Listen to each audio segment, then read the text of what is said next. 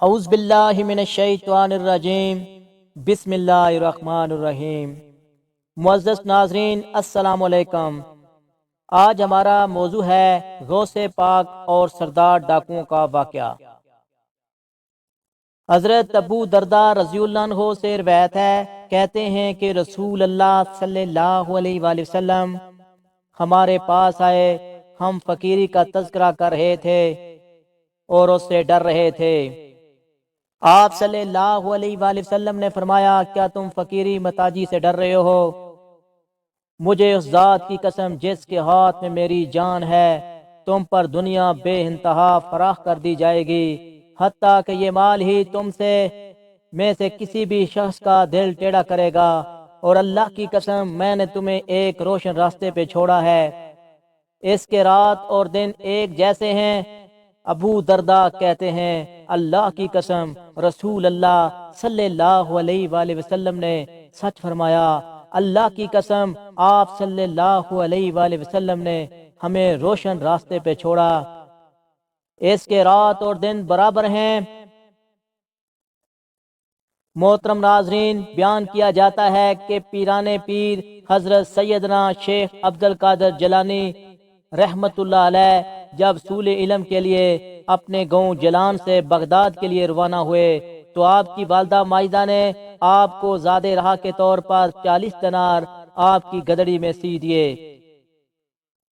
چلتے وقت اپنے لختے جگر کو نصیحت کی کہ بیٹا، کیسی ہی مصیبت اور برے حالات تمہیں پیش آئیں، سچ کا دامن خاص سے نہ چھوڑنا اور جھوٹ کے نزدیک بھی نہ جانا، کیونکہ راست گوئی 1000 عبادتوں کی ایک عبادت ہے۔ سعادت مند فرزند نے عرض کیا، اے والدہ، میں صدقے دل سے یہ عہد کرتا ہوں کہ آپ کی نصیحت پر ہمیشہ عمل کروں گا۔ گھر سے رخصت ہو کر آپ رحمت اللہ علیہ بغداد کے قافلے میں شامل ہو گئے، کیونکہ اس دور میں طویل بیابانی راستوں میں تنہا سفر کرنا ممکن نہ تھا۔ ثنائے سفر میں ہمدان سے کچھ آگے قرضاقوں کے ایک جتھے نے قافلے پر چھاپا مارا اور اہل قافلہ کا سب مال و ثواب لوٹ کر تقسیم کے لیے ایک جگہ جمع کر دیا۔ سیدنا حضرت شیخ عبد القادر جیلانی رحمت اللہ علیہ ایک طرف چپ چاپ یہ دردناک نظارہ دیکھ رہے تھے کہ ایک ڈاکو آپ کی طرف بڑھا اور پوچھا، کیوں میاں، تمہارے پاس بھی کچھ ہے؟ آپ نے فرمایا، ہاں میرے پاس 40 دینار ہیں۔ ڈاکو کو آپ کی بات پر یقین نہ آیا اور آپ کی ہنستی اڑاتا ہوا آگے بڑھ گیا۔ اتنے میں ایک دوسرا قرضاق آپ کی طرف آیا اور آپ سے وہی سوال کیا۔ آپ نے اسے بھی یہی جواب دیا کہ میرے پاس 40 دینار ہیں۔ آپ کی غریبانہ حالت کو دیکھ کر دوسرا ڈاکو نے بھی آپ کی بات ہنسی میں اڑا دی۔ ہوتے ہوتے یہ بات ڈاکو میں پھیل گئی اور ان کے سردار احمد بدوئی کے کانوں میں بھی یہ بات جا پہنچی۔ اس نے حکم دیا کہ اس لڑکے کو میرے پاس لاؤ۔ ڈاکو آپ رحمت اللہ علیہ کو اپنے سردار کے سامنے لے گئے۔ سردار نے آپ سے مخاطب ہو کر کہا، لڑکے، سچ سچ بتا، تیرے پاس کیا ہے؟ حضرت نے بلا خوف اس بات کا جواب دیا کہ میں پہلے بھی تیرے 2 ساتھیوں کو یہ بتا چکا ہوں کہ میرے پاس 40 دینار ہیں۔ اس نے پوچھا، اچھا کہاں ہیں؟ حضرت نے فرمایا، میری بغل کے نیچے گدڑی میں سلے ہوئے ہیں۔ سردار نے ایک ڈاکو کو حکم دیا کہ اس لڑکے کی تلاشی لو۔ چنانچہ اس نے آپ کی گدڑی ادھیڑ کر دیکھی تو اس میں واقعی 40 دینار نکل آئے۔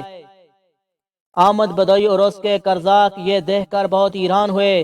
احمد بدوئی نے حیرانگی کے عالم میں حضرت سے پوچھا، لڑکے، تمہیں معلوم ہے ہم قزاق ہیں اور مسافروں کا سامان لوٹ لیتے ہیں، پھر بھی تم نے ان دیناروں کا بھید ہم پر ظاہر کر دیا، حالانکہ یہ رقم اس قدر محفوظ تھی کسی کو اس کا وہم و گمان بھی گزر نہیں سکتا تھا۔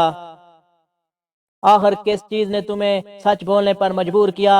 حضرت نے فرمایا، میری والدہ نے گھر سے چلتے وقت مجھے نصیحت کی تھی کہ ہمیشہ سچ بولنا، بھلا ان 40 دیناروں کی وجہ سے میں اپنی والدہ کی نصیحت کو کیوں فراموش کر دیتا اور اللہ تعالیٰ کو ناراض کر لیتا۔ محترم ناظرین، حضرت کے یہ الفاظ سن کر بدوئی بے حد متاثر ہوا اور اسی وقت اس پر رکت طاری ہو گئی۔ ندامت کے آنسو نے اس کے دل کو سیاہی سے دھو ڈالا۔ اس نے ہاتھ بھر کر کہا، ہے بچے، تم پر خدا کی ہزار رحمت ہو، تم نے اپنے ماں کے عہد کا خیال رکھا، لیکن حیف ہے مجھ پر کہ میں نے اپنی ساری زندگی اپنے خالق کا عہد توڑنے میں گزار دی۔ اے بچے، تم نے مجھے ہدایت کی راہ دکھا دی، اب میں رہتی زندگی تک کبھی بھی کسی کو تکلیف نہیں پہنچاؤں گا۔ یہ کہہ کر وہ حضرت کے قدموں میں گر پڑا اور رازنی کے پیشے سے تائب ہو گیا۔ اس کے ساتھیوں نے جب یہ منظر دیکھا تو سب نے یک زبان پکار اٹھے، اے سردار، ہم بھی اس برے پیشے سے توبہ کرتے ہیں۔ تو رازنی بھی ہمارا قید تھا اور توبہ بھی ہمارا پیش روح ہے، چنانچہ انہوں نے لوٹا ہوا تمام مال قافلے والوں کو واپس کر دیا۔ محترم ناظرین، اس واقعے سے ہمیں یہ سبق ملتا ہے کہ سچ ہے کہ ماں کی گود بچے کے لیے پہلا مدرسہ ہوتی ہے، یعنی پہلی تربیت گاہ ہوتی ہے۔ چنانچہ اگر ماں بچپن ہی میں بچے کی اخلاقی تربیت کرے تو کوئی بھی بیت نہیں کہ وہ آگے چل کر عبد القادر جیلانی بنے۔ لہذا اس واقعے سے ہم سب کو، خصوصاً ہماری ماؤں بہنوں کو خاص طور پر سبق حاصل کرنا چاہیے۔ اللہ تعالی ہمیں عمل کرنے کی توفیق عطا فرمائے۔